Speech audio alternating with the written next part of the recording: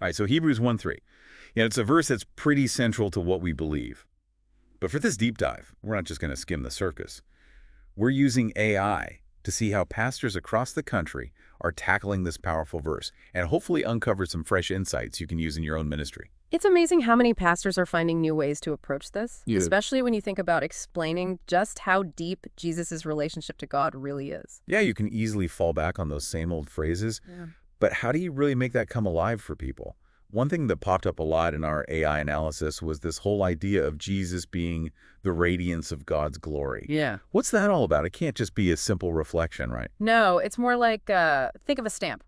Bell Shoals Church used that analogy, and it really clicked. You've got God's nature as the original, and then Jesus is the stamp that perfectly copies it. He's got the full imprint, every single detail. Okay, so not just similar, but an exact copy. But isn't that kind of like the whole son resembling his father thing? Yeah. It goes deeper than that. It gets at the essence. The Greek word for radiance is apaugasma, which actually means outshining. It's not reflected light, it's the source itself. Like the sun and its rays, they're not separate. They're fundamentally connected. So it's about emphasizing that Jesus isn't just like God. He shares the same essence, which reminds me of that phrase, exact representation, in the verse. How are pastors breaking that down? The Greek word there, character, takes it even further. Truth Endures had a sermon where they used the image of a library to represent how vast Christ's knowledge is. We might get a few books here and there, but Jesus, he embodies the entire library. Wow, that's a powerful image. So are we saying Jesus is basically a walking dictionary of all God's attributes? You could say that he is the full embodiment of God's nature, not just a summary or a partial glimpse. Which is why those just like family analogies, while helpful to a point, can really miss the mark.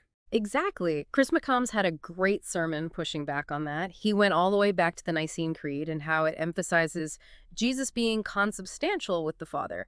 He was arguing that this points to a unity that's beyond anything we can really grasp. Okay, consubstantial, break that down. What does that even mean? Well, think of it this way. We can describe a cake, sweet, chocolatey, delicious, but those are just words. Consubstantial is like saying Jesus isn't just describing God. He is the cake. The same essence, the same stuff. So we're going way beyond those simple analogies about Jesus and getting into some pretty deep territory. And it seems like another theme that kept coming up is Jesus' supremacy over angels. Why is that such a big deal? Especially for the people who first read Hebrews. Well, for those early Jewish Christians, angels were a really big deal. They were super high up in the cosmic order. So when the author of Hebrews starts off by saying Jesus is above the angels, it's a bold statement. He's not just another angel. He's in a totally different category. And we see that emphasis on how different Jesus is in some of the sermons we looked at. Yeah. Stonebrook Church used that character idea again, that stamp analogy, to drive home the point. Angels, they're messengers, important figures, but they're not the source. Jesus is the message. He's the direct imprint of God. So not just a high-ranking angel, but something totally different. I like that. And this whole idea of Jesus being distinct, his unique relationship to God, it really sets the stage for understanding the rest of Hebrews. Absolutely. And it's not just some abstract theological idea. Right. It has a huge impact on how we see God's involvement in the world. Speaking of impact, I was really struck by how PPCC podcast brought in Thomas Jefferson to illustrate this. That's not a connection you see every day. Right. But it's actually brilliant. Jefferson, with his deist beliefs, saw God as this distant clockmaker who set things in motion and then stepped back. Yeah, like a hands-off approach to creation. But Hebrews 1:3 paints a completely different picture. Totally. It's not a set-it-and-forget-it universe. It's active. It's ongoing. Exactly. This verse shows us Jesus as the sustainer, the one who's constantly upholding the universe. It's dynamic, it's intimate, not just observing from a distance. And that idea of Jesus as the sustainer, actively involved, it's a powerful concept for sermons. It is, but it can also be kind of a tough one to illustrate. How did the pastors we analyze, how they make that come alive for their congregations? Well, one church used a really interesting analogy. It really stuck with me. Bill Shoals Church talked about walking into your garage and finding a bicycle fully assembled. Could that just happen randomly? No way. Someone had to put it together. Someone had to design it. Exactly. And they use that to get at the concept of intelligent design.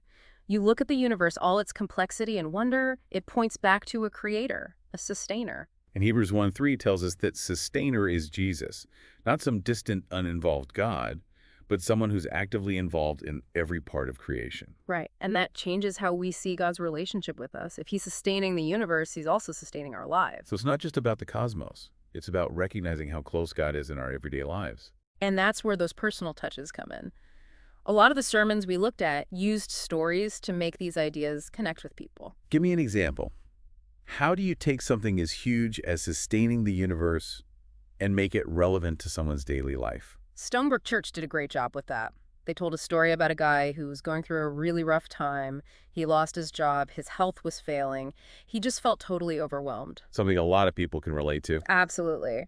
And the pastor used this story to show how easy it is to lose sight of God when things get tough. But then he brought it back to Hebrews 1:3, reminded everyone that Jesus is the sustainer, the one who holds everything together. So even when we're struggling, we can trust that God's got us. Yes. And they went even further. They connected this to Jesus being the exact representation of God. They said, if we want to understand how God sustains us, we just have to look at how Jesus treated people. His compassion, his healing, being willing to be with those who were suffering. Exactly. And that's a powerful message of hope. It's not just about God's power. It's about his character. It's about knowing he cares for us, even in the dark times. So we've got the cosmic level, Jesus sustaining the universe, and the personal Jesus sustaining us individually. What about that middle ground? Our communities, our relationships, our world. That's where things get practical. Yeah. Chris McCombs had a really thought-provoking sermon on this. He said, since Jesus is the exact representation of God, everything we see in Jesus tells us something about how God interacts with the world. So it's not just knowing that God is loving. It's about seeing that love lived out perfectly in Jesus. Right. And that challenges us to think differently about how we connect with our communities. How do we reflect that same love and compassion? How do we take part in God's work of sustaining and upholding those around us? It's like Hebrews 1:3 gives us a blueprint for how to live as Christians in a world that's broken. And that can be a really powerful message for people. It's not just about theological concepts. It's about our responsibility to act, to love, to serve. It's about taking that image of Jesus as the sustainer and making it real in our own lives. And one of the best ways to do that is through sharing your own story. Several of the sermons we looked at included stories from the pastors themselves, how they experienced God's sustaining power firsthand. Those personal stories can be so impactful. Absolutely. They make the abstract concrete, they bring the distant close. They show us that Hebrews 1:3 isn't just words. It's a living, breathing reality that can change us deep down. You know what's so fascinating about this deep dive? We're getting this behind-the-scenes look at how pastors are tackling this verse. It's like we're peeking into their sermon prep, seeing their thought process, the creativity, the passion that goes into making these ancient truths come alive for people today. It's a reminder that even those of us who've been preaching for years can still find new insights, new ways to be challenged and inspired by this verse. Exactly. The beauty of Scripture is that it's a bottomless well of wisdom. There's always more to discover, always a fresh perspective to be found. And speaking of fresh perspectives, I'm really interested to hear about this Shield of the Trinity puzzle that Stonebrook Church used. It's a great example of pastors finding creative ways to explain difficult theological concepts. So let's dig into that in our next segment. All right, so this Shield of the Trinity puzzle, how does that actually work? Seems like a pretty creative way to tackle that whole Trinity concept, which, can be a real head-scratcher, even for those of us who've been in ministry a while. It's a visual aid that Stonebrook Church used, and it's really effective. They had the shield divided into 3 sections, but they were all connected, and each section represented the Father, the Son, and the Holy Spirit. So each part is distinct, Yeah, but they're all linked. exactly. You can't separate one without the whole thing falling apart. Okay. That's how they illustrated the unity of God, 3 persons, but one God. Really drives home that point. It's a great way to move beyond those limited analogies. We always try to use, like comparing it to a family or a team. It highlights the mystery of it all, something we can approach with reverence, even if we don't fully understand it. And for pastors, that's so important to convey. It's okay to acknowledge the mystery. It's not about having all the answers. It's about inviting people into the wonder of it all. Speaking of conveying those big ideas, we've talked about all these different ways to unpack Hebrews 1:3, but for the pastor sitting down to prep their sermon, what's the one core idea they should really make sure to hit? If I had to boil it down to one sentence, Jesus is the exact representation of God, not just like God, but fully God. Yeah, it's a simple statement, but it really changes things. Right. It challenges everything we think we know about who God is and how he relates to the world. It's like Hebrews 1:3 gives us this new lens to see the whole story of the Bible in a whole new light. And that's exciting for pastors. It's a chance to introduce their congregations to the story of Jesus again, but with this deeper understanding of who he is and what he came to do. And I love that in this deep dive, we're not just talking about theory. We're seeing how real pastors are putting these ideas into practice, using creative analogies, personal stories, even logic puzzles. It's like we're getting a peek behind the curtain, seeing the passion, the thoughtfulness that goes into crafting a sermon. And it reminds us that even though Hebrews 1:3 is just one short verse, Yeah. it's so deep.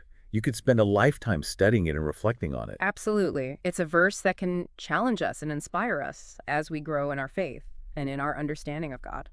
So as we wrap up this deep dive, I want to leave our listeners with this thought. If Jesus truly is the exact representation of God, what does that tell us about God's character? What's he like? What does he want for us? Think about that as you prep your next sermon or lead your next Bible study. Let Hebrews 1:3 be a jumping off point to explore more and to find that sense of awe and wonder at the God who chose to reveal himself to us in this way. Well said. Hebrews 1:3 is just the beginning. It's an invitation to spend our lives discovering how rich and deep God's love for us really is. And we see that love most clearly in Jesus Christ. Thanks for joining us on this deep dive into Hebrews 1:3. Until next time.